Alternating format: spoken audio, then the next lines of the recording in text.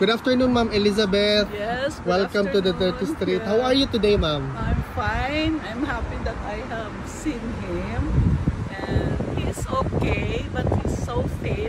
Skin and bones. Ito lagi sa picture na ito. She's really that, you know. And I asked him when he want to eat the food. Sabi niya, ayaw daw ng food. Ayaw na, and pabalik-balik daw. Hindi ba siya nilulutuan ng mga Filipino food? No. So whatever lang. Yeah, then at least he said that he is no longer taking any meds. At least okay yan, no? He's healthy.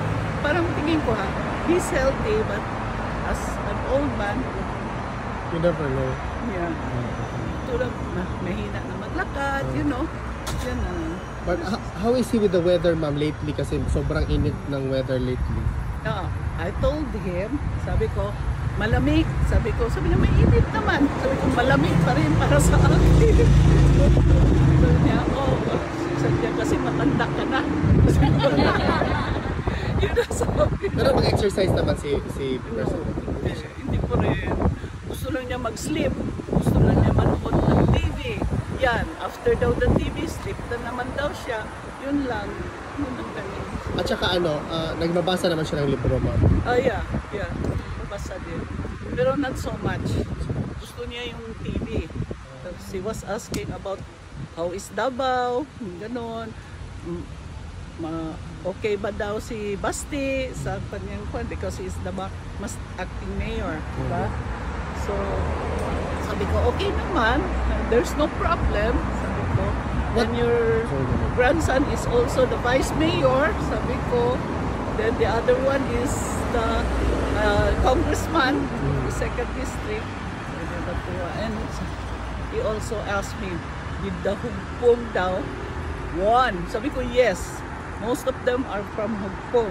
Sabi ko, ganun. Ayun, that's it. Ma'am, meron bang message si PRRD para sa mga kababayan natin? Yes. He said, you go home. You go home. Thank you for your support. Ako rin, nagpapasalamat din sa inyo for your support. I am here also for my support. Sabi niya, mahal ang pasahe, umuwi ka na. Sabi ko, we will be here for as long as we are needed here. Sabi ko ganun sa kanya. But, yeah, sabi niya, you go home and thank you for your support. Yun ang sabi niya. Tapos, yun lang. Sabi niya, I am okay. Sabi niya, you tell them I am okay. Ma'am, pwede pakisabi kay PRRD na hanggang sa dulo nandito yung mga Filipino for Health.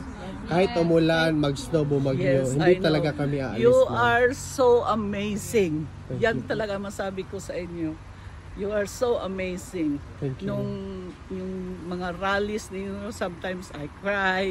Yung bang, I could see your support, the Filipino support all over talaga. Actually, Ma'am, tomorrow, July 5 and July 19, meron pong another events na prepared as a call to action, Filipinos in Solidarity para kay PRRD po. Oh, thank you for that. Pero yun nga, sabi niya, wag na daw. He is okay, wag na daw. Sabi niya, you go home. Tell them to go home. Thank you, Ma'am. So, nagtanungan siya, meron po maraming tao doon sa labas, sabi ko sa kanya. Just to encourage him that he is not alone. Meron ba question sa inyo ba? Yes, Ma'am. Ma'am, nakakadagdag pressure po ba kami sa health ni PRRD? No. Hindi po kami umuwi. No. No, he is happy, but he doesn't want you to be bothered by that. We are not bothered.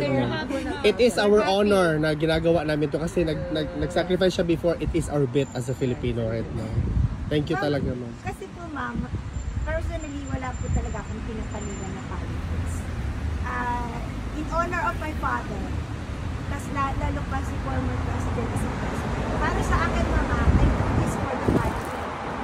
Kasi, Ma'am, kasi respeto yun, Ma'am. Dati siya presidente, nag-work hard for us. So this time, kami naman. Yes po, mabuhay po. I am very much thankful that you believe. That you believe on him. Of course, I believe on him also. Yes, actually, I told even when we are in court, That was long time ago.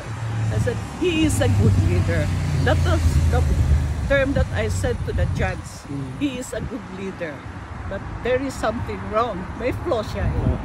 So, for 25 years we got married. I think, yun ang nangyari pa sa amin na, okay, I need rest also.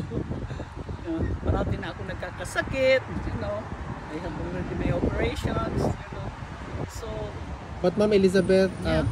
on behalf of all the Filipinos all over the world, we love President Duterte and the entire Duterte family, ma'am. We love you, of course, ma'am.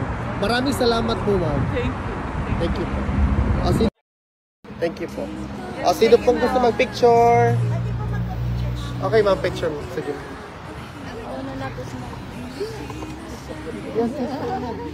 Yes, go ahead, ma'am. Go ahead. Ay, okay, malupot na. Message prophet na. Picture tayo lahat. Picture muna tayo. Ay, sorry. Ano question? Ang bayang minahal mo ng tapat, hindi kailanman lilimot sa iyong hirap.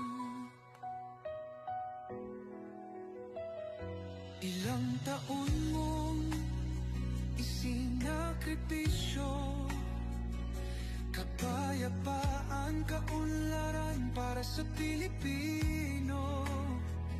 Ngunit ngayon'y dinadala sa